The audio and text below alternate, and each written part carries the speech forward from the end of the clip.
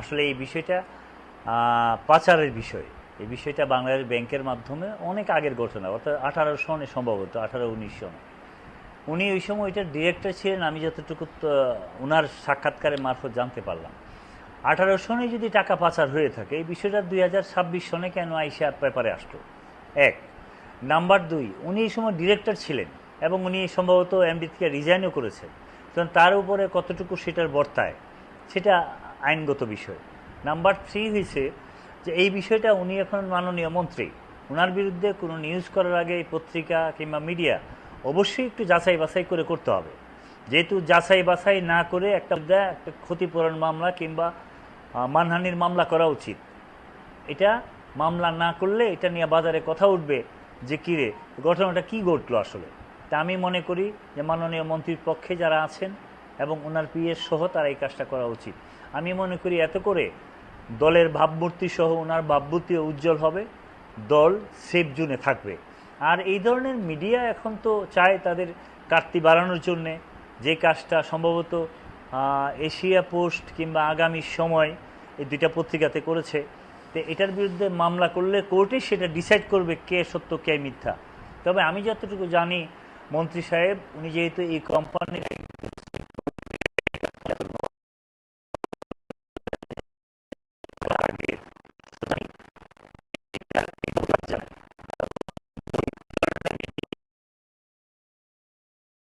তাকে সেটার সাথে জড়িয়ে দিয়ে তার মানহানি করা এটা চরম অন্যায়।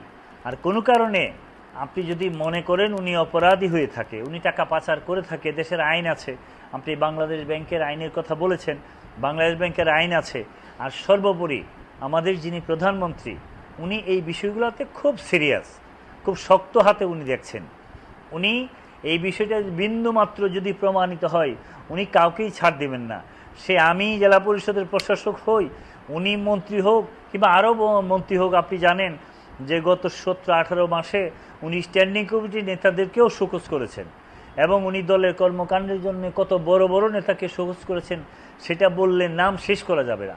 সুতরাং আমরা চাই এই ধরনের হলুদ মিডিয়ার কাজগুলা না করে সঠিক তথ্য দিয়ে, যদি অপরাধ আমাদের হয়ে থাকে সঠিক তথ্য দিয়ে সেই কাজটা করবেন। দয়া করে দলের ভাবমূর্তি ক্ষুণ্ণ করার জন্য এই কাজগুলো সাংবাদিক ভাইরা আপনাদের মধ্য দিয়ে যেটা না হয়, কারণ আপনারা হয়েছে বাংলাদেশের দর্পণ। আপনাদের মধ্যেই জাতি একটা সুন্দর কিছু আশা করবে।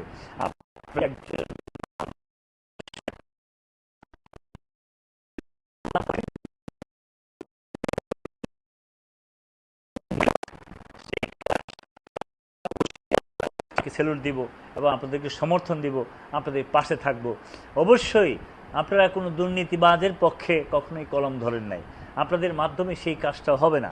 সুতরাং আমি মনে করি যে বিষয়টা আমাকে প্রশ্ন করেছেন সেই প্রশ্নের উত্তরে শুধু একটা কথাই বলি, 7-8 বছর আগের ঘটনা, এটা হাসিনার আমলের ঘটনা, ইসলামী ব্যাংকে পল্টন শাখার ঘটনা। আর ইসলামী ব্যাংক ওই সময়ে অনেক কেলেঙ্কারির রাজা ছিল, এখন পর্যন্ত ইসলামী ব্যাংক কেলেঙ্কারির মধ্যে আছে। এরপরে পল্টন শাখার কথা বলা হয়েছে। টোটাল বিষয়টাই আমার কাছে খুব সন্দেহজনক। সুতরাং আমার কাছে মনে হয় এই নিউজটা তথ্যভিত্তিক হয় নাই।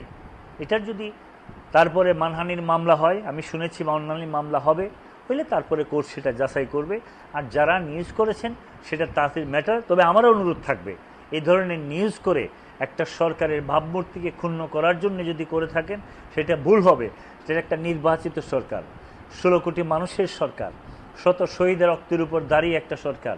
এই পর্যন্ত 3-4 মাস যাবৎ তারেক রহমানের নেতৃত্বে বাংলাদেশটা সুন্দরভাবে পরিচালিত হচ্ছে, দেশটা সুন্দরভাবে উনি চালাচ্ছেন, তার মন্ত্রী পরিষদও চালাচ্ছে। তো আমি মনে করি এই ধরনের অন্যায় কথা বলে কোনো সময় দলকে ক্ষতিগ্রস্ত করা যাবে না। এর মধ্যে আমাদের এলজিআরডি মন্ত্রী মীর শাহ আলমের বিরুদ্ধেও একটা রাস্তা নিয়ে কথা উঠেছে, একদম ডাহা মিথ্যা কথা বাজারে ছড়ানো হচ্ছে।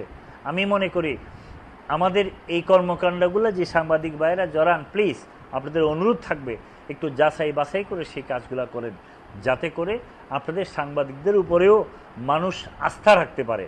কারণ আপনারাই তো জাতির সবচেয়ে বেশি কাছের, আপনারা সব কিছু তুলে ধরতে পারেন। আপনাদেরকে ধন্যবাদ। ভবিষ্যতে এই বিষয়ে যদি কোনো কথা বলার থাকে কথা থাকবে। আমার স্পষ্ট কথা, আমি এই ধরনের হলুদ সাংবাদিকতায় বিশ্বাস করি না।